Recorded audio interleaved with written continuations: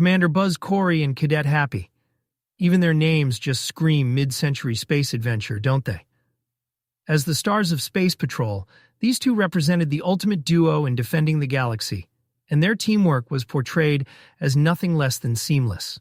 Buzz Corey, the fearless leader of the United Planet Space Patrol, was this classic archetype of the all-American hero, brave, resourceful, and always a step ahead of those diabolical villains. Cadet Happy, his young sidekick, well, he was that perfect combination of optimism and loyalty. I mean, sure, his name was a bit on the nose, but hey, it was the 50s, right? The dynamic between them was really captivating because they embodied that idealized sense of teamwork. Buzz brought the experience and strategy, while Happy added this youthful enthusiasm and a kind of cheerful persistence. Together, they showed that solving intergalactic problems was basically a lesson in how to work together effectively. And let's talk about those problems for a moment. The show's villains, wow, some of them were like straight-up Cold War caricatures. They often had these Russian or German accents, which clearly reflected that underlying cultural anxiety of the time. You know, the whole us versus them attitude was palpable in the way these characters were written. It's fascinating how even in something like a sci-fi show, those real-world tensions found a way to seep in. But the storylines were never just about conflict or paranoia. They also spotlighted heroism and the power of unity. Whether it was outsmarting an evil mastermind or, taming a band of rebel space rats? Yes, that's apparently a thing. Their narrative always came back to the importance of working together and staying true to your mission. So I think we can agree that Buzz and Happy were more than just characters in a radio show. They became symbols of a hopeful future in a time when the world needed it most. Their adventures weren't just about space. They were about finding a path forward, even when the odds seemed impossible. Now, let's dive into what really set Space Patrol apart, those gadgets and gizmos. Because honestly, what's a space adventure without some futuristic tech, right? Take the miniature spacephones, for example. Pocket-sized communication devices that let our heroes talk across galaxies. I mean, for its time, that was mind-blowing. Remember, this was the 50s, and people were still using rotary phones. Imagine pitching this concept back then.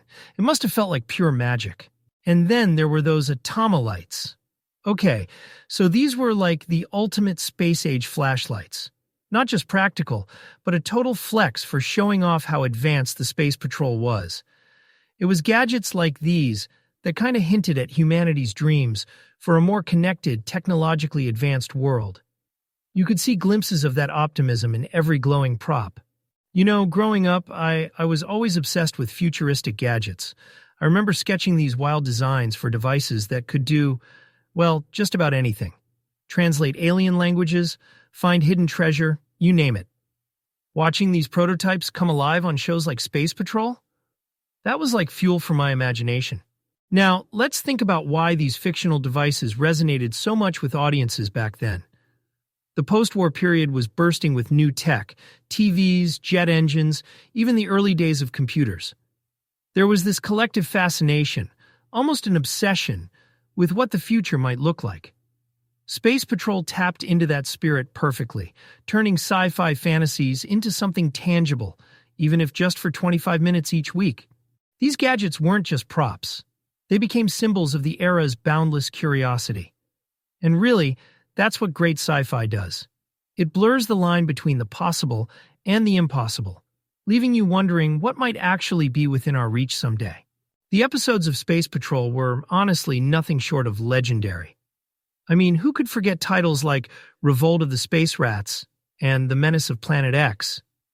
These weren't just quirky names. They were invitations to dive into bold, imaginative adventures where anything could happen. Space Rats?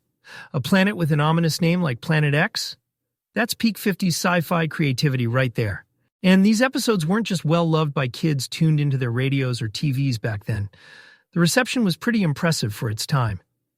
The show regularly captivated audiences with its mix of action, suspense, and just the right amount of humor. Sure, some critics may have dismissed it as just another kids' program, but the ratings told a very different story. Space Patrol didn't just hold its own. It thrived, building a loyal fan base that endured for years. But what really made the show special was its cultural footprint. The 1950s was an era fueled by both optimism and anxiety. The world was racing toward the future, yet grappling with Cold War fears. Space Patrol managed to capture that duality. It offered escapism through thrilling, larger-than-life adventures, but also reflected contemporary themes. Those villains with German and Russian accents? Yeah, no subtlety there. It really mirrored the geopolitical tensions of the day. At the same time, it also sparked genuine excitement for the space age.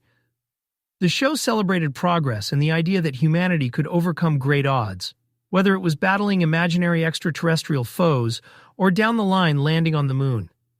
It nudged a generation of kids to dream bigger, maybe even inspiring a few budding scientists and engineers. I think that's why Space Patrol has this legacy that still resonates. It might not have the polished special effects or complex storytelling of modern sci-fi, but it didn't need to. Its charm lay in its simplicity and its ability to ignite curiosity. It was a call to adventure in every sense of the word during a time when the world could really use some hope and wonder. And that's all for today's exploration of Space Patrol's Cold War adventures.